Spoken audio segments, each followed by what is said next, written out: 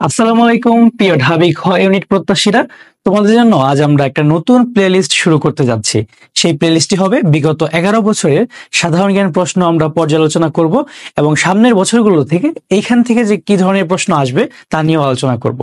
তাহলে আসো আমরা আজ প্রথমে আলোচনা করছি 2012-13 সেশন থেকে। সো আমাদের বলে রাখা ভালো, ওই টাইমে 24টা বা 26টা প্রশ্ন আসতো জিকেতে, এখন আসে 30টা। ঠিক আছে, তো আমাদের এখানে যে প্রথম প্রশ্নটা আছে সেটা, বাংলার মুসলিম শাসনামলে আবওয়াব শব্দটি কোন ক্ষেত্রে ব্যবহৃত হতো। ঠিক আছে, সো প্রশ্নটা এসেছে আমাদের বাংলা যে প্রাচীনকাল থেকে আমাদের যে মুক্তিযুদ্ধ পর্যন্ত ইতিহাস, সেখানের মধ্যে যে মুঘল ইতিহাসটা বা বাংলা যে মুসলিম শাসনামল, সেখান থেকে প্রশ্নটা এসেছে। আমরা জানি যে আবওয়াব এটা হচ্ছে একটা ফার্সি শব্দ। ঠিক আছে, এই আবওয়াব শব্দটা একটা ফার্সি শব্দ। আবওয়াব শব্দটা দ্বারা সাধারণত কি বোঝানো হয়ে থাকে? আবওয়াব শব্দ সাধারণত মিন করে আমাদের যে জমির জন্য যে একটা অতিরিক্ত খাজনা দেওয়া হয়। ঠিক আছে, জমির জন্য অতিরিক্ত খাজনা, জমির জন্য যে অতিরিক্ত আমরা খাজনাটা দেই সেটাকে আমরা কি বলি?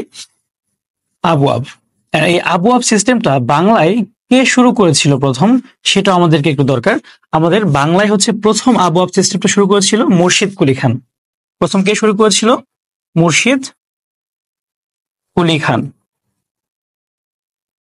মুর্শিদ কুলি খান তিনি কিন্তু বাংলা, বিহার এবং উড়িষ্যার নবাব ছিলেন, এবং আমরা সবাই জানি বাংলা, বিহার এবং উড়িষ্যার সর্বশেষ যে নবাব ছিল তিনি কিন্তু সিরাজউদ্দৌলা। ঠিক আছে, তো এখানে আমাদের অ্যান্সারটা কি হবে? এখানে নদীটা হবে না, এখানে পানিও হবে না, এখানে হচ্ছে আমাদের বাংলার মুসলিম আবহাওয়া শব্দটি কিসের সাথে জড়িত? সেটা হচ্ছে কি আমাদের খাজনা আদায়ের জন্য। ঠিক আছে, আর এখানে কিন্তু আরেকটা অপশন আছে, জমি এবং খাজনা। তাহলে দেখো এখানে কিন্তু মানে যদি প্রশ্নটা আসে এই ধরনের, তো এখানে কিন্তু খাজনাটা অ্যান্সার নেওয়া যায়, জমিটার অ্যান্সার নেওয়া যায়। কারণ কি, জমির জন্য অতিরিক্ত যে খাজনা নেওয়া হতো সেটাই কিন্তু এই আবওয়াব। তো এখানে দুইটাই কিন্তু কানেক্টেড। ঠিক আছে, এই ধরনের প্রশ্ন সামনে আসলে তুমি তোমার যেটা মন বলবে বা তোমার কাছে মনে হবে কোনটা মোস্ট অ্যাপ্রোপ্রিয়েট, এখানে আসলে মেইনলি কি খাজনাটাই ইম্পর্টেন্ট, তাই না? জমি তো এখানে ইম্পর্টেন্ট না, আমরা কিন্তু খাজনাটাই নিচ্ছি। ওকে, সো তুমি খাজনাটাই এই ধরনের ক্ষেত্রে দাগিয়ে আসবা। ওকে, তাহলে আমরা একটু সামনের দিকে মুভ করি। ওকে, আমাদের এখানে যে পরবর্তী প্রশ্নটা আছে সেটা ডিএই, এই ওয়ার্ডটা বাংলাদেশ সরকারের কি বিষয়ক সংস্থা? ঠিক আছে, সো ডিএই আমাদের আগে ফুল মিনিংটা জানতে হবে। আমাদের এটা ফুল মিনিং হচ্ছে department of agricultural extension. Department of agricultural extension. তোমরা যারা ক্লাসটা করবো আমি সাজেস্ট করবো যে তোমরা ক্লাস টাইমে একটা নোট করে নাও। ঠিক আছে, আমি আসলে এই ধরনের মানে বা ডিএই রিলেটেড আরো যা যা আছে সবকিছু কিন্তু অল্প অল্প করে বলে দেবো, একবার নোট করলে কিন্তু তোমার জিনিসগুলো মাথায় ঢুকে যাবে। এটা হলো department of agriculture extension, agricultural, sorry আমি কালচার লিখে ফেলেছি, এটা হবে agricultural extension. Okay, department of agricultural extension. Okay, আর হচ্ছে যে ডিএই, এই যে ডিপার্টমেন্ট, এটা আসলে কোন মন্ত্রণালয়ের অধীনে এটা তোমরা সাধারণত বলতে পারবা। এটা হচ্ছে এগ্রিকালচারাল যে আমাদের মিনিস্ট্রিটা আছে বা আমাদের কৃষি বিষয়ক যে মন্ত্রণালয় আছে, কৃষি মন্ত্রণালয়। ঠিক আছে, ওকে, কৃষি মন্ত্রণালয়ের অধীনে এটা। এরপর আরেকটা জিনিস আমাদের আসতে পারে, সেটা হচ্ছে কি ডিএই এর 6টা উইং আছে। ডিএই এর 6টা উইং আছে, 6টি উইং আছে। ওকে, সরি, ডিএই এর 6টা উইং আছে। তাহলে আমরা ডিএই নিয়ে পড়লাম, সো আমাদের অ্যান্সারটা কি হবে? কৃষি। ওকে, তাহলে আসো আমরা আবার একটু সামনের দিকে যাই আমাদের 3 নম্বর প্রশ্নটাতে। ওকে, সো এইখানে যে প্রশ্নটা এসেছে সেটার জন্য আমি তোমাদেরকে সাজেস্ট করবো যে 2012 সালে লন্ডন অলিম্পিক গেমস অনুষ্ঠানে বাংলাদেশি কোরিওগ্রাফারের নাম। তোমরা বুঝতেই পারছো এটা কি থেকে এসেছে? কারেন্ট অ্যাফেয়ার্স থেকে। যারা ডিইউবি ইউনিটে ভর্তি পরীক্ষা দিবা এবং যারা জিকে জন্য ভিডিওটা দেখছো, তোমাদের আমি এখন একটা সাজেশন দিব যে তোমরা ডিইউবি ইউনিটে জিকে তে যদি ভালো করতে চাও বা ডিইউবি ইউনিটে যদি তোমরা চান্স পেতে চাও, তোমাদের জন্য যে জিনিসটা সবচেয়ে ইম্পর্টেন্ট সেটা কি? সেটা সাম্প্রতিক যে আমাদের আসে সাধারণ জ্ঞান থেকে। সো এটার জন্য তোমরা কি করবা? তোমরা যখন প্রিপারেশনটা নেওয়া শুরু করতেছো, তোমাদের যে পরীক্ষা যাবে যেদিন হবে, তোমরা পরীক্ষার আগের আগের 6 মাসের, ঠিক আছে, আগের 6 মাসের কারেন্ট অ্যাফেয়ার্স নামে একটা বই বের হয়। তাছাড়াও বাজারের অনেকগুলো ক্যাপসুল বের হয়। ঠিক আছে, এইসব ক্যাপসুল প্লাস এই কারেন্ট অ্যাফেয়ার্স যে বইগুলো আছে এগুলো একদম মুখস্থ করে ফেলবা। তো এই ধরনের প্রশ্ন বা তোমার গেমস রিলেটেড হতে পারে বা যে কোনো এগুলো সাম্প্রতিক থেকে আমাদের আসবে। সো এটার জন্য আমাদের সমাধান একটা কি, আগের 6 মাসের কারেন্ট অ্যাফেয়ার্স বা তোমার অন্যান্য যেসব ক্যাপসুল আছে একদম খেয়ে ফেলা। পরবর্তী প্রশ্নে আমরা যাব। সেখানে দেখো যে আসমানি কবিতাটি লিখেছেন কে, তাই না? আসমানি কবিতা কি তোমরা শোনাচ্ছ কেউ? না শুনলে তোমরা ইউটিউবে গিয়ে শুনতে পারো, চমৎকার একটা কবিতা। আসমানিরে তোমরা সবে দেখতে যদি চাও, রহিমদ্দির ছোট্ট বাড়ি রসুলপুরে যাও। ঠিক আছে, এটা চমৎকার একটা কবিতা বাংলা সাহিত্যের। এই কবিতাটা তোমরা একটু শুনে নিতে পারো। এই কবিতা লিখেছেন কে? আমাদের জসীমউদ্দিন, আমাদের পল্লী কবি জসীমউদ্দিন। সো একটা জিনিস কি, যে আগে আমাদের সাহিত্যের যে পার্টটা, এই সাহিত্য পার্ট থেকেও আমাদের সাধারণ জ্ঞানের মধ্যে অনেক বড় একটা প্রশ্ন আসতো, অনেক বড় একটা সেগমেন্ট, যে এই কবির তোমার উপাধি কি, তারপর হচ্ছে এই কবির হচ্ছে ছদ্মনাম কি। ঠিক আছে, সো এইসব জিনিসপত্র গুলো তোমাদের কিন্তু পড়তে হবে ডিওবি ইউনিটের জন্য।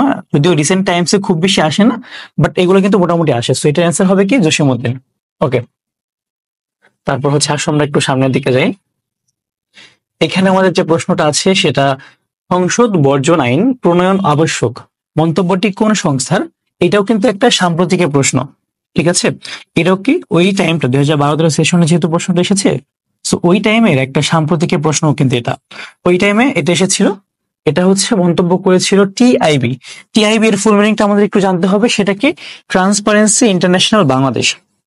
ট্রান্সপারেন্সি ইন্টারন্যাশনালটা হচ্ছে একটা ইন্টারন্যাশনাল অর্গানাইজেশন। ঠিক আছে, এবং এই ইন্টারন্যাশনাল অর্গানাইজেশন যে বাংলাদেশি যে সেগমেন্ট আছে সেটা, এটা ট্রান্সপারেন্সি ইন্টারন্যাশনাল বাংলাদেশ। ঠিক আছে, আর ট্রান্সপারেন্সি ইন্টারন্যাশনাল আসলে কোন দেশ ভিত্তিক সংস্থা, সেটাও কিন্তু মাঝে মাঝে আসে। তো এটার একটা শর্ট যে ফর্মটা, সেটাই কিন্তু টিআইবি, ট্রান্সপারেন্সি ইন্টারন্যাশনাল বাংলাদেশ। আর টিআইবিটা হচ্ছে নর্মালি একটা হচ্ছে বার্লিন ভিত্তিক। ঠিক আছে, বার্লিন, জার্মানি বার্লিন ভিত্তিক একটা সংস্থা। তারা কি নিয়ে কাজ করে? তারা এই তো তোমার হচ্ছে যে করাপশন বা ট্রান্সপারেন্সি এসব নিয়ে গভর্নমেন্টকে তারা অ্যাকাউন্টেবল করে, এই ধরনের কাজই হচ্ছে তাদের ফাংশনের মধ্যে পড়ে। ওকে, তাহলে আসো আমরা পরবর্তী প্রশ্নে একটু মুভ করি। সেটা হচ্ছে যে আন্তর্জাতিক শিক্ষক দিবস পালিত হয় কবে? ঠিক আছে, তো আন্তর্জাতিক শিক্ষক দিবসটা আমরা সবাই জানি, এটা হচ্ছে 5 অক্টোবর পালন করা হয়। তো আন্তর্জাতিক শিক্ষক দিবসের পাশাপাশি আরো অন্যান্য অনেক যে দিবসগুলো আছে ইম্পর্টেন্ট আসার মতো, যেমন ধরো পরিবেশ দিবস। পরিবেশ দিবসটা কিন্তু মাঝে মাঝে আসে, অনেকগুলো পরীক্ষায় আমি দেখেছি যে পরিবেশ দিবসটা দিয়ে দিচ্ছে, যে পরিবেশ দিবস কবে। পরিবেশ দিবস সেটা হচ্ছে 5 জুন। তারপর হচ্ছে আমরা আরো দেখি কয়েকটা জিনিস, যেমন তোমার ধরো যে আন্তর্জাতিক মাতৃভাষা দিবস, সেটা আমরা সবাই জানি 21শে ফেব্রুয়ারি। তারপর হচ্ছে তোমার আন্তর্জাতিক মানবাধিকার দিবস 10 ডিসেম্বর। এই জিনিসগুলো কিন্তু আমাদের ভালো মতো পড়তে হবে। তুমি যখন তোমার জিকে বইটা দেখবা, তোমার দেখবা যে অনেকগুলো দিবস দেওয়া আছে, কিন্তু সবগুলো দিবস কি আসলে আমাদের পড়া সম্ভব? সেটা কিন্তু আসলে একটু টাফ হয়ে যায়। তো আমরা আস্তে আস্তে পড়বো আন্তর্জাতিক মানবাধিকার দিবস, আমরা যেগুলো বেশি ইম্পর্টেন্ট সেগুলো আগে দেখবো। তারপর হচ্ছে তুমি এই জিনিসগুলো আসলে পড়ার কিছু নিয়মও আছে। তুমি ধরো যে দুইটা দুইটা করে লিখে তোমার টেবিলের সামনে স্টিকি নোট দিয়ে সাজায় রাখবা। ঠিক আছে, সো এইভাবে তুমি আস্তে আস্তে মুখস্থ করতে পারবা একটা একটা করে।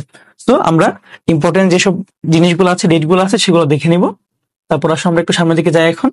ওকে, এরপরে যে প্রশ্নটা, সেটা হচ্ছে আমাদের ইন্টারনেট সার্চ ইঞ্জিন নয় কোনটি? এই প্রশ্নটা দেখলে আসলে যে কারো একটু ডাউটে পড়ার কথা। আবার অনেকে আছে তোমরা এখানে বলবা যে ভাই আমি তো এখানে মাত্র একটাকে সার্চ ইঞ্জিন হিসেবে চিনতেছি, গুগল, বাকি তিনটা আবার কি? সো এখানে আমাদের দেখো গুগলটা কিন্তু অবশ্যই সার্চ ইঞ্জিন, হ্যাঁ, মানে এখানে আমাদের গুগল তো হবেই না, প্রথমে কাটা। তারপর দেখো অ্যালটা ভিস্টাও কিন্তু একটা শুরুর দিকে বানানো একটা সার্চ ইঞ্জিন, তো এটাও হবে না। ডগ পাইলও কিন্তু একটা সার্চ ইঞ্জিন। ঠিক আছে, এখন তোমরা অনেকে বলতে পারো ভাই আমি তো ইন্টারনেট এক্সপ্লোরার ইউজ করতাম, এটা তো একটা সার্চ ইঞ্জিন না। আসলে এখানে আমাদের অ্যান্সারটাও হবে কি, ইন্টারনেট এক্সপ্লোরার। ইন্টারনেট এক্সপ্লোরার কিন্তু কোনো সার্চ ইঞ্জিন না, রেজার এটা কি একটা ওয়েব ব্রাউজার। ঠিক আছে, ওয়েব ব্রাউজার আর সার্চ ইঞ্জিন কিন্তু সেম জিনিস না। সো এটা এসেছিল আমাদের ওই টাইমটাতে। আর আসলে তখন তো 2012-13 সাল, তখন তো সার্চ ইঞ্জিন মানে অনেক বড় কিছু, কিন্তু এখন তো আসলে এআই এসে গেছে। সো এই টাইমগুলোতে, মানে এই রিসেন্ট ডেজ গুলোতে যখন পরীক্ষাগুলো হবে আমাদের, এই এই পরীক্ষাগুলোতে আসলে কোন ধরনের প্রশ্ন আসতে পারে বা কি নিয়ে প্রশ্ন আসতে পারে সেটা তোমাদের একটু জানাই। এখন কিন্তু এআই নিয়ে অনেক প্রশ্ন আসে। ঠিক আছে, এআই এর মধ্যে দেখবো যে অনেকগুলো এসে গেছে, যেমন তোমার ধরো যে চ্যাট জিপিটি এসেছে প্রথমে, তারপর এসেছে কি জেমিনি এসেছে, যেটা প্রথমে নাম ছিল গুগল বার্ড, তারপর এখন এসে গিয়েছে কি ডিপসিক। সো এই ধরনের জিনিসপত্র নিয়ে আমাদের একটু নলেজ রাখতে হবে, যে কোনটা কোন দেশ ভিত্তিক, কোনটা প্রতিষ্ঠাতাকে, কোনটা সিইও কে, এগুলো একটু মাথায় রাখতে হবে। এখন কিন্তু টেকনোলজি রিলেটেড কোশ্চেন আসলে এগুলো থেকে আসবে। ওকে, সো আসো আমরা এখন একটু মুভ করবো সামনের দিকে পরবর্তী প্রশ্নে। ওকে, সো এখানে কিন্তু আমাদের একটা খুবই ইম্পর্টেন্ট একটা হাই ভোল্টেজ টপিক বলতে পারো, সেটা হচ্ছে কি বাংলাদেশের ক্ষুদ্র নিগোষ্ঠী। ঠিক আছে, ক্ষুদ্র নিগোষ্ঠী থেকে প্রতি বছর প্রায় প্রশ্ন আসছে। সো তুমি যদি ডিওভি তে চান্স পেতে চাও, একটা নাম্বার শিওর করতে চাও, তাহলে অবশ্যই তুমি এটা করে ফেলবা। আর আমরা অবশ্যই একটা ক্লাস নিব, যে ইম্পর্টেন্ট টপিক গুলো আছে তার উপর তো ক্লাস নিবই। সো এখানে দেখো প্রশ্নটা কি ছিল, বাংলাদেশের ত্রিপুরা আদিবাসী গোষ্ঠী কোন ধর্মবিশ্বাসের অনুসারী? ঠিক আছে, সো দেখো আমরা এখানে অপশন আছে কি বৈষ্ণব ধর্ম, বৌদ্ধ ধর্ম, হিন্দু ধর্ম, খ্রিস্ট ধর্ম। সো আমরা কিভাবে পারবো এটা আসলে মনে রাখা, মানে কোনো প্রসেস আছে কিনা বা কিভাবে?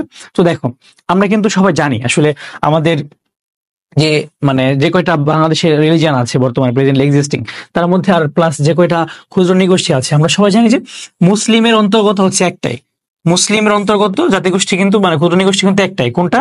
পাঙ্গন। যেটা তোমরা অনেকে জানো যে কোন উপজাতিরা বা হচ্ছে কোন ক্ষুদ্র নিগোষ্ঠীরা মুসলিম, সেটা হচ্ছে কি পাঙ্গন। ওকে, তারপর দেখো আমাদের আর কি কি আছে এখানে, এখানে অপশন আছে কি বৈষ্ণব ধর্ম। ঠিক আছে, এটা বৈষ্ণবের মধ্যে আসলে কি আছে আসলে আমরা একটু দেখে নেই। তোমরা যে মণিপুরি ছিল না, মণিপুরি যেটা সিলেট অঞ্চলের, মণিপুরিরা কিন্তু বৈষ্ণব, মণিপুরিটা হচ্ছে বৈষ্ণব ধর্মের। আমি যেগুলো লিখে দিচ্ছি এগুলো একটু নোট করে নাও এক্সট্রা, এগুলো হচ্ছে বেশি ইম্পর্টেন্ট এই জন্য লিখে দিচ্ছি। বৈষ্ণবরা হচ্ছে কি মণিপুরি। তারপর এখানে দেখো কি আছে আর ধর্ম, বৌদ্ধ।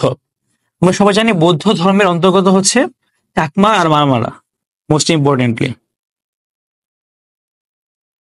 তোমাদের জন্য যদি কোনো চাকমা বা মারমা ফ্রেন্ড থাকে, তোমরা কিন্তু খোঁজ নিয়ে দেখবা, ওরাই কিন্তু ম্যাক্সিমামই বৌদ্ধ ধর্মের। ঠিক আছে, তারপর দেখবা যে হিন্দু, হিন্দু ধর্মের মধ্যে কারা কারা আছে?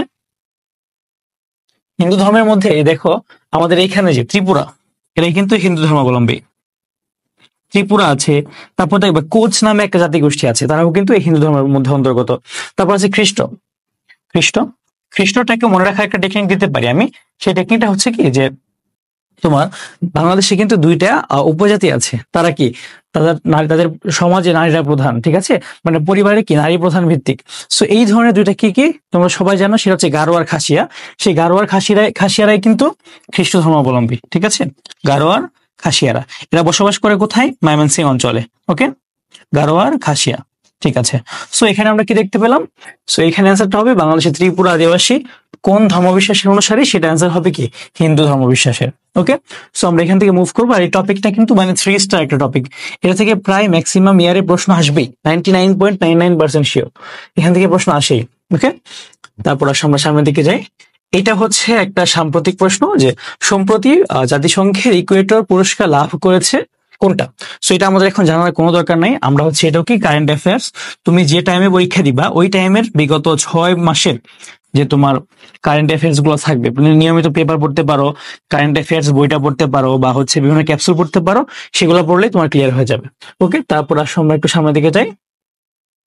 সেটা কি দেখো এখানে, এখানে মজার ব্যাপার হচ্ছে এটাও একটা কারেন্ট অ্যাফেয়ার্স এর প্রশ্ন, যে সম্প্রতি বাপেক্স কর্তৃক আবিষ্কৃত গ্যাস ক্ষেত্র কোনটা? আমরা এখন হচ্ছে এটা পড়বো না, আমরা হচ্ছে রিসেন্ট টাইমস এর মধ্যে যেটা পড়বো। তো বাংলাদেশের সর্বশেষ গ্যাস ক্ষেত্র যেটা হয়েছে সেটা একটু আমরা দেখে নিয়ে আসো। বাংলাদেশের সর্বশেষ গ্যাস ক্ষেত্র, সর্বশেষ গ্যাস ক্ষেত্র হচ্ছে কি ইলিশা 1। ঠিক আছে, তোমাদের কি এখন আবার মানে ইলিশ খাওয়ার কথা মনে পড়ে গেল নাকি? আমার তো এখন মনে পড়ছে যে একটু ইলিশ যদি খেতে পারতাম এখন। দেখো ইলিশা 1 এটা কোথায় অবস্থিত? এটা হচ্ছে ভোলা জেলায়। ঠিক আছে, এটা কোথায় অবস্থিত? ভোলা জেলাতে। ইলিশা 1 হচ্ছে সর্বশেষ গ্যাস ক্ষেত্র। আর বাংলাদেশের সর্বপ্রথম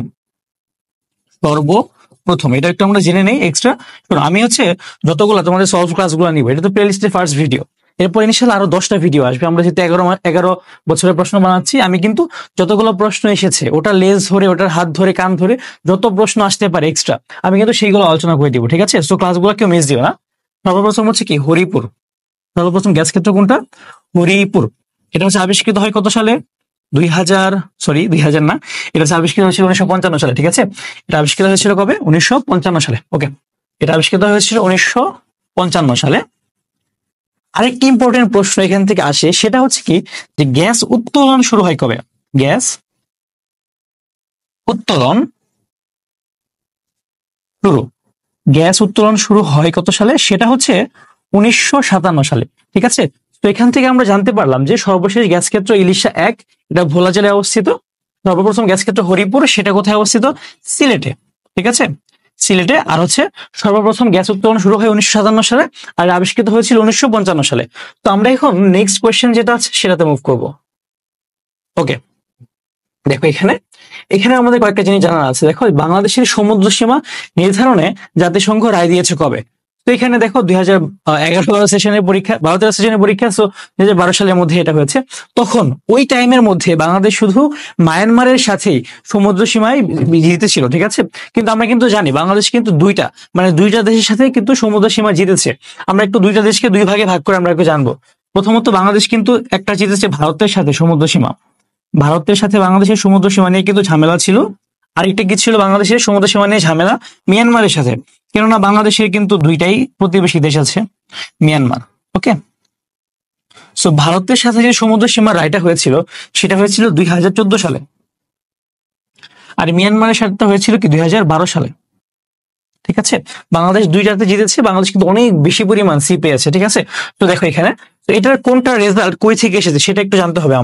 আমরা কিন্তু ভারতের যে রেজাল্টটা পেয়েছিলাম সেটা হচ্ছে UNCLOS থেকে। UNCLOS এর ফুল মিনিংটা বলে দিচ্ছি, সমস্যা নেই। আর এটা পেয়েছিলাম হচ্ছে ইটলস থেকে। ইটলস, দেখো UNCLOS এর ফুল মিনিংটা কি? UNCLOS এর ফুল মিনিংটা হচ্ছে ইউনাইটেড নেশনস চার্টার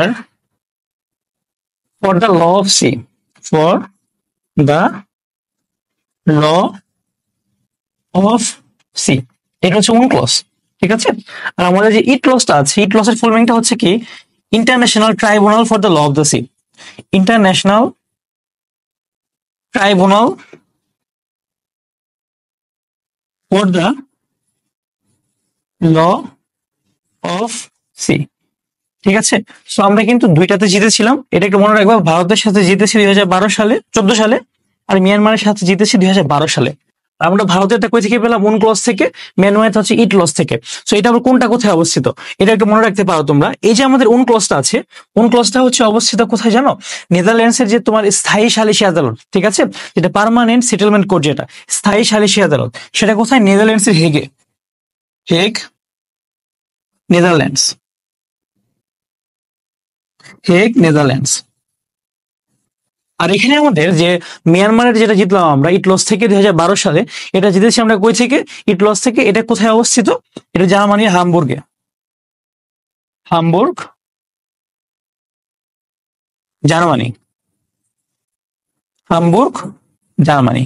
ওকে, সো আমরা এই প্রশ্নটা পড়লাম। সো তোমাদের কিন্তু এরকম ডিটেলসে পড়তে হবে ইনশাল্লাহ। তোমরা যদি ইন ফিউচার ক্লাসগুলো করো, আমরা ভবিষ্যতে যে ক্লাসগুলো নিব প্রত্যেকটা প্লেলিস্টে আমরা কিন্তু খুবই ডিটেলসে আলোচনা করে দিব। তোমার যাতে একটা ক্লাস করলে যে সেটা যাতে তোমার কাজে লাগে। ওকে, তারপর দেখো আমাদের পরবর্তী প্রশ্নটা কি? পিএসসি শব্দটি কিসের সাথে যুক্ত? পিএসসি শব্দ এখন তুমি বলতে পারো ভাই এটা তো আমার পড়াশোনার সাথে সংযুক্ত। পিএসসি হচ্ছে এমন একটা পরীক্ষা, যে পরীক্ষা হচ্ছে আমি আমার লাইফে বেস্ট করছি, তাই না? 598 পেয়েছি ভাই, 600 পেয়েছি, উপজেলায় ফার্স্ট, দেশে ফার্স্ট, ঠিক আছে। কিন্তু তা না, এখানে যে অপশনগুলো আছে তার মধ্যে বিদ্যুৎ উৎপাদনেও এটা হবে না, কয়লা উৎপাদনেও হবে না, এটা নদীর ভাগাভাগিতে হবে না। পিএসসি ওয়ার্ডটা হচ্ছে তোমার নর্মালি গ্যাস অনুসন্ধানের সাথে জড়িত, ঠিক আছে।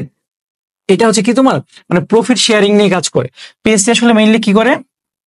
পিএসসি হচ্ছে তোমার গ্যাস উৎপাদনের জন্য, তোমার গ্যাস উৎপাদনের যে প্রফিট শেয়ারিংটা, প্রফিট বা যে লাভটা হয়, ঠিক আছে, গ্যাস উৎপাদনের যে প্রফিট শেয়ারিং, গ্যাস উৎপাদনের যে প্রফিট শেয়ারিংটা, সেই কার কার মধ্যে? এটা হচ্ছে তোমার আর কোন দুইটা গ্রুপের মধ্যে? একটা হচ্ছে তোমার ওই দেশটা, যে দেশের মধ্যে তোমার গ্যাসটা উৎপন্ন হচ্ছে, আর ভার্সেস হচ্ছে যে কোম্পানি হচ্ছে তোমার গ্যাসটা তুলতেছে, ঠিক আছে। এই দুইটা এন্টিটির মধ্যে যে তোমার প্রফিট শেয়ারিং এর ব্যাপার স্যাপার, এগুলো নিয়ে যে চুক্তি হয় সেটাকে বলে নর্মালি কি? পিএসসি। ওকে, তাহলে আসো আমরা একটু সামনের দিকে মুভ করি। সেটা হচ্ছে যে আয়তনের বৃহত্তম বিভাগ কোনটা? আয়তনের বৃহত্তম বিভাগ হচ্ছে, এটা হচ্ছে আসলে তোমাদের গেস করারই কথা। যেমন চট্টগ্রাম, যে বিভাগের মধ্যে তুমি চিন্তা করো, চট্টগ্রাম, কুমিল্লা, রাঙামাটি, বান্দরবান, খাগড়াছড়ি এইগুলো আছে, এর চেয়ে কি আর বড় বিভাগ হওয়া সম্ভব নাকি? সো আয়তনে আমাদের সবচেয়ে বড় বিভাগ কি? চট্টগ্রাম। ঢাকাও না, রাজশাহীও না, বরিশালও না। তো দেখো আমরা কয়েকটা জিনিস একটু এক্সট্রা জেনে নেই এখানে। আয়তনে আয়তনে বৃহত্তম বিভাগ, আয়তনে বৃহত্তম বিভাগ কোনটা? আমরা জেনে গেলাম এটা, সেটা হচ্ছে কি? চট্টগ্রাম। আয়তনের বৃহত্তম বিভাগ কোনটা? চট্টগ্রাম। তার মানে হচ্ছে আয়তনে সবচেয়ে ক্ষুদ্রতম। ওকে, আয়তনে সবচেয়ে ক্ষুদ্রতম বিভাগ কোনটা তাহলে? এটা হচ্ছে কি? ময়মনসিংহ। ঠিক আছে, এটা কিন্তু শুধু আয়তনে ক্ষুদ্রতম না, ময়মনসিংহ কিন্তু সর্বশেষ বিভাগও হয়েছে। ঠিক আছে, সর্বশেষ। তারপর দেখেন যে আমাদের নেক্সট হচ্ছে জনসংখ্যায়। জনসংখ্যায় আমরা সবাই জানি, তারপর আমরা একবার নোট করে নেই যাতে পরীক্ষায় আসলে একদমই ভুল না হয়। জনসংখ্যায় বৃহত্তম, জনসংখ্যায় বৃহত্তম বিভাগ কোনটা? এটা আসলে মানে বলতে হয় না, এটা তুমি যদি শুধু ঢাকার মিরপুর এরিয়া, ঠিক আছে, তুমি যদি ঢাকার শুধু মিরপুর এরিয়াটাই দেখো, তাহলে দেখা যাবে যে বরিশাল বিভাগ, চট্টগ্রাম বিভাগের সমান জনসংখ্যা শুধু মিরপুরে আছে। ঠিক আছে, সবচেয়ে জনসংখ্যা বৃহত্তম বিভাগ কোনটা? ঢাকা। আর হচ্ছে জনসংখ্যায় ক্ষুদ্রতম বিভাগ কোনটা? সেটা কি? জনসংখ্যায় ক্ষুদ্রতম বিভাগ হচ্ছে বরিশাল। ঠিক আছে, বরিশাল কি আমাদের দ্বীপ টাইপ না জেলাটা, সো বিভাগটা, সো এখানে তোমার ধরো যে মানুষজন একটু কম বসবাস করে। ওকে, সো আরো কিছু জিনিসপত্র আছে, তোমার জনসংখ্যা আছে, সে আয়তন আছে, তারপর তোমার জনসংখ্যার ঘনত্ব, শিক্ষা, এগুলো আস্তে আস্তে আমরা দেখবো। একটা আমরা যদি এখন সলভ ক্লাস এত কিছু করাতে চাই, তাহলে দেখা যাবে যে অনেক বড় হয়ে যাবে ক্লাসটা, তোমাদের জন্য মনোটোনাস হয়ে যাবে। ওকে, তাহলে দেখো এরপরে যে কোনটি ইউনেস্কো কর্তৃক ওয়ার্ল্ড হেরিটেজ সাইট হিসেবে ঘোষিত। প্রথমে আমাদের আগে জানতে হবে যে ইউনেস্কো জিনিসটা কি। ইউনেস্কো জিনিসটা কি? United Nations educational, scientific and cultural organisation. ঠিক আছে, জাতিসংঘের শিক্ষা, সংস্কৃতি এবং সামাজিক বিষয়ক যে একটা অর্গানাইজেশন, যারা এইসব নিয়ে কাজ করে, সেটা কি ইউনেস্কো। ইউনেস্কোর হেডকোয়ার্টার কোথায় অবস্থিত? The city of culture, the city of love, Paris.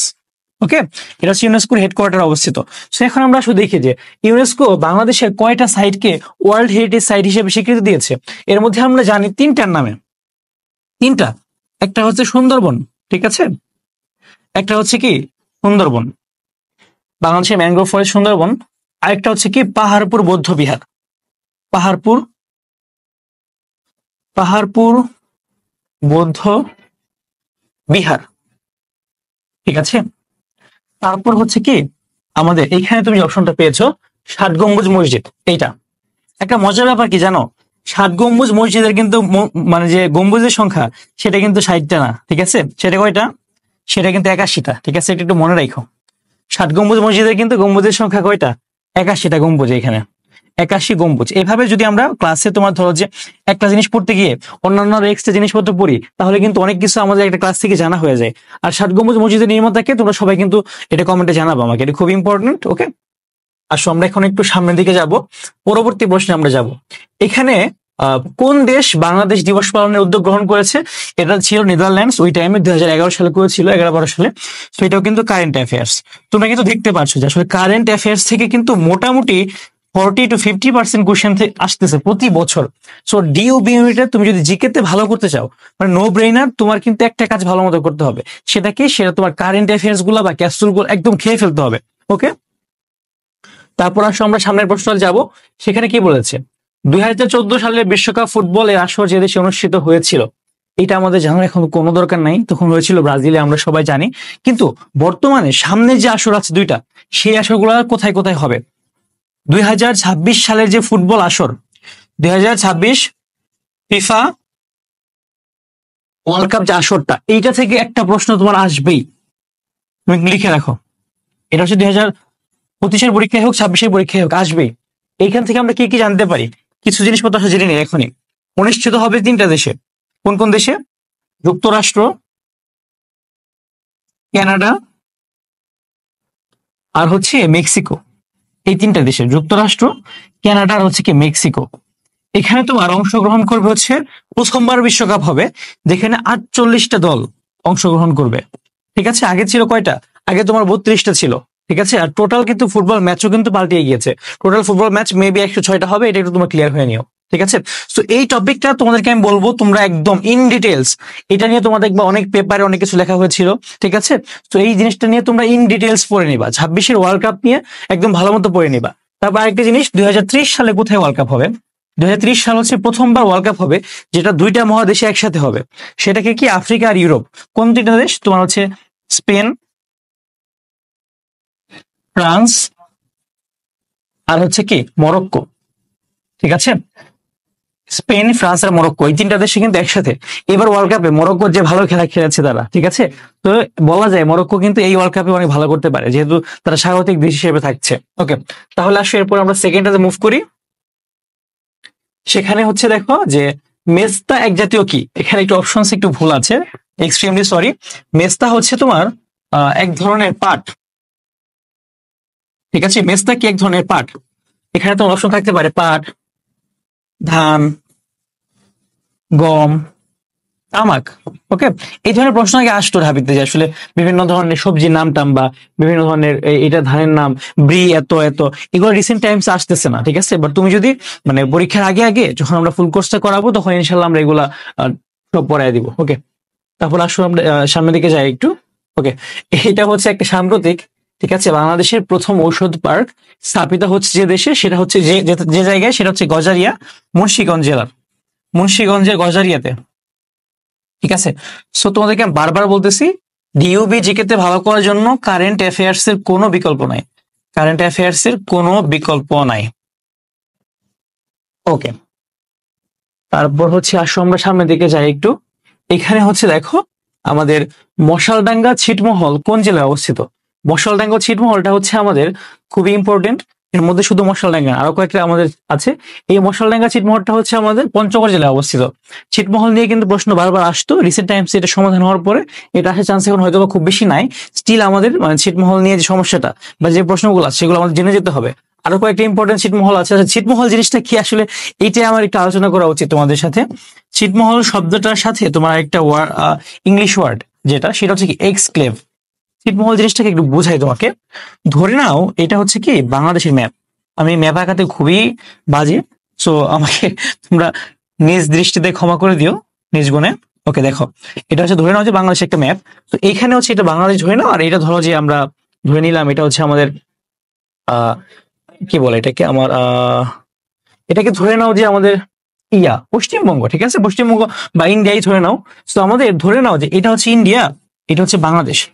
So ইন্ডিয়ার কিছু ভূমি এরকম বাংলাদেশের মধ্যে রয়ে গিয়েছিল, মানে কিছু কিছু ভূমি বলতে কিছু কিছু এলাকাটাই পাড়া বলি আমরা, আবার বাংলাদেশেরও কিছু কিছু পাড়া এদিকে ইন্ডিয়াতে রয়ে গিয়েছিল।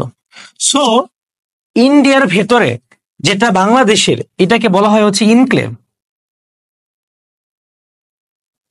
আর বাংলাদেশের যে জিনিসটা ইন্ডিয়ার ভেতরে, সেটা বাংলাদেশের জন্য কি এক্সক্লেভ। ব্যাপারটা কি বুঝতে পেরেছো? তো এরকম আমাদের আরো কয়েকটা আছে, এর মধ্যে একটা ইম্পর্টেন্ট হচ্ছে কি দহগ্রাম, দহগ্রাম ছিটমহল, দহগ্রাম, দহগ্রাম ছিটমহল, এটা খুবই ইম্পর্টেন্ট, একটু পড়ে নিবা। এটা হচ্ছে লালমনিরহাট জেলায়, লালমনিরহাট। দহগ্রাম ছিটমহল কোথায় অবস্থিত? এটা হচ্ছে লালমনিরহাট জেলায় অবস্থিত, ঠিক আছে? তো আসো আমরা একটু সামনের দিকে মুভ করি। দেখো এখানে যে অভ্র কিবোর্ড তৈরি করেন কে? অভ্র কিবোর্ড কিন্তু দেখো ওই টাইমে প্রশ্নটা এসেছিল, কিন্তু একটা মজার ব্যাপার এসে একটা তোমার মিলে গিয়েছে যে আমাদের এই টাইমে এসে 2025 সালে কিন্তু অভ্র কিবোর্ডের যে তোমার তৈরি করেছেন মেহেদী হাসান খান ভাই, উনি কিন্তু রিসেন্টলি, মেহেদী হাসান খান, উনি কিন্তু 21শে পদক পেয়েছে। কবে? 2025 সালে এসে 21শে পদক। কত সালে পেয়েছে উনি? 2025 সালে, মানে উনি 2025 সালে এসে এতদিন পরে তার কাজের যে একটা রিকগনিশন, ঠিক আছে, সেটা কিন্তু পেলো। ওকে, তারপর আসো আমরা একটু সামনের দিকে মুভ করি, আমাদের প্রায় শেষ দিকে আছি আমরা। ওকে, এখানে আমাদের যে প্রশ্নটা সেটা হচ্ছে যে চৈনিক পরিব্রাজক ফাহিয়েন কার শাসনামলে বাংলায় আসেন? ঠিক আছে, তো ফাহিয়েন, আচ্ছা এই যে পরিব্রাজক জিনিসটা, এই জিনিসটা নিয়ে একটু বলি তোমাকে। এখন যে বর্তমানে তোমরা দেখো না যে বিভিন্ন মানুষজন পৃথিবী সারা দেশ টেশ ঘুরে বেড়াচ্ছে, তারা হচ্ছে বিভিন্ন ভ্লগ ট্লগ বানাচ্ছে। সো এই টাইপ মানুষজনই আগে যারা ছিল তাদেরকে বলা হয় পরিব্রাজক। তখন তো আসলে এত ইজি ছিল না যাওয়াটা, ঠিক আছে? বা তখন যারা যেত তারা ভ্লগ ট্লগ বানাইতো না, তারা কি করতো? তারা কিন্তু বই লিখে রাখতো। আমরা যে বর্তমান যে ইতিহাসগুলো পড়ি, বাংলাদেশের যে প্রাচীন ইতিহাসটা বা বিশ্বের প্রাচীন ইতিহাস, আমরা কিন্তু তাদের লেখা যে বইগুলা সেগুলো থেকে কিন্তু পেয়েছি। সো এই ফাহিয়ান আসলে বাংলাদেশে ছিল কার টাইমে? দ্বিতীয় চন্দ্রগুপ্তের টাইমে। দ্বিতীয় চন্দ্রগুপ্ত হচ্ছে কোন টাইমের শাসক ছিল? তিনি হচ্ছে গুপ্ত পিরিয়ডের, ঠিক আছে?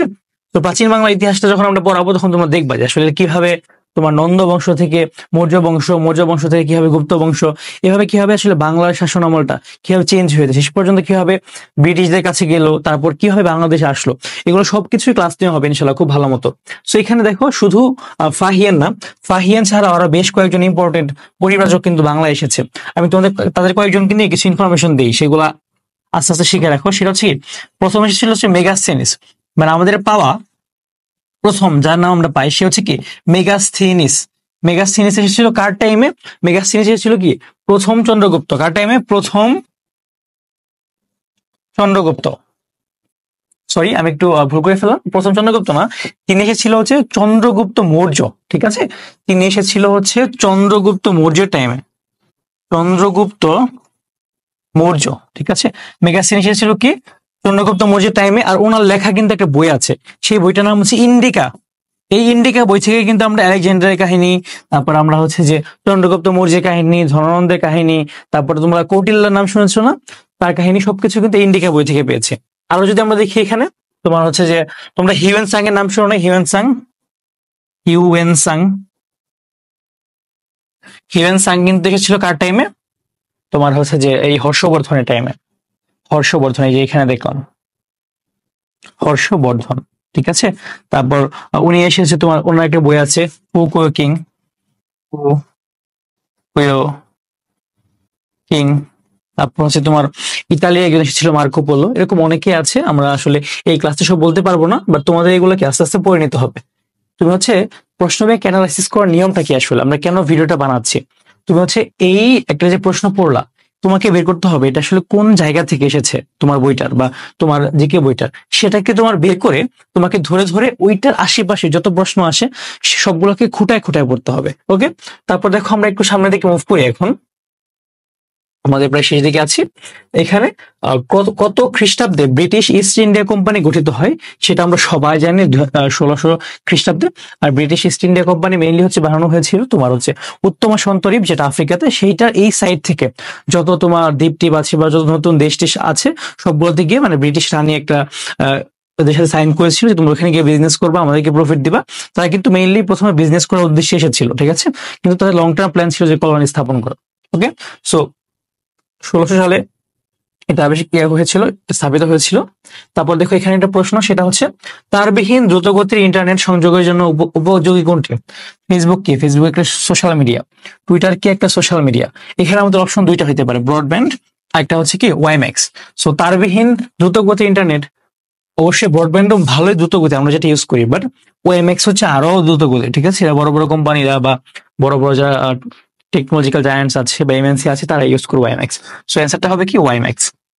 তাহলে আসো আমরা পরবর্তী কোশ্চেনে যাচ্ছি, সেটা হচ্ছে যে বাংলাদেশের জিডিপিতে কৃষি খাতের অবদান।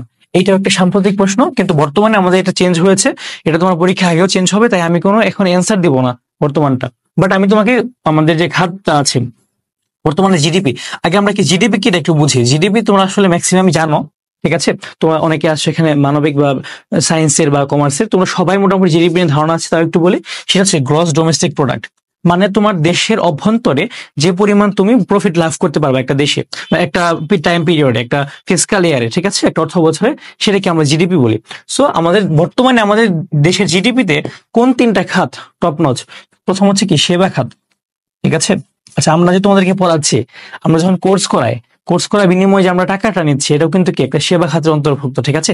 তুমি বুঝতে পারতেছো কেন আসলে সেবা খাত সবার উপরে। সেবা খাত কিন্তু 50% প্লাস, এটা আমি তোমাকে আপাতত বলতে পারি। তারপর দেখো দুইয়ে হচ্ছে আমাদের শিল্প খাত। কেন? তুমি দেখতেছো তো সবকিছু আসলে শিল্প কারখানায় বানানো হচ্ছে। শিল্প খাত হচ্ছে কি 30+ বা 34-এর কাছাকাছি। আর আমাদের কৃষি যেটা কৃষি কিন্তু আমাদের মোটামুটি 14+-, ঠিক আছে। কৃষি তোমাকে হচ্ছে 13+, তুমি ধরতে পারো 13+। ওকে, সো মোটামুটি দেখো এখানে কিন্তু 93% মতো হয়ে যাচ্ছে। তো আমাদের জিডিপিতে সেবা, শিল্প, কৃষি এই তিনটা ইম্পর্টেন্ট। ওকে, সো আমাদের এখানে শেষ আজকের এটা 2012-13 সেশনে যে আমরা সলভ করলাম। আমরা মোটামুটি এখান থেকে তোমরা একটা ধারণা পাবা যে আসলে কোন ধরনের প্রশ্ন ইন ফিউচার আসতে পারে বা কোনগুলো ইম্পর্টেন্ট টপিক, ঠিক আছে। কিন্তু আমরা যারা মেইনলি শিখলাম এখান থেকে কারেন্ট অ্যাফেয়ার্স থেকে অনেক প্রশ্ন আসবে, আর কয়েকটা স্পেসিফিক টপিক আছে সেগুলো পড়তে হবে। আর আমরা যখন প্রশ্ন ব্যাংকটা সলভ করতে যাব, আমরা সেটাকে কি করব, আমরা মোটামুটি ওই জাতীয় বা ওই টপিকের ওই জাতীয় যত প্রশ্ন আছে সবগুলোকে একদম ভালো মতো সলভ করে আসবো, ঠিক আছে। ধন্যবাদ সবাইকে। তোমাদের সাথে দেখা হবে আমার এই প্লে লিস্টের সেকেন্ড ভিডিওটার সাথে, যেখানে আমি আলোচনা করব 2013-14 সেশন যেটা আছে, 2013-14 সেশনের যে জিকে প্রশ্নটা সেটা নিয়ে। ততক্ষণ সবাই ভালো থাকো, আসসালামু আলাইকুম।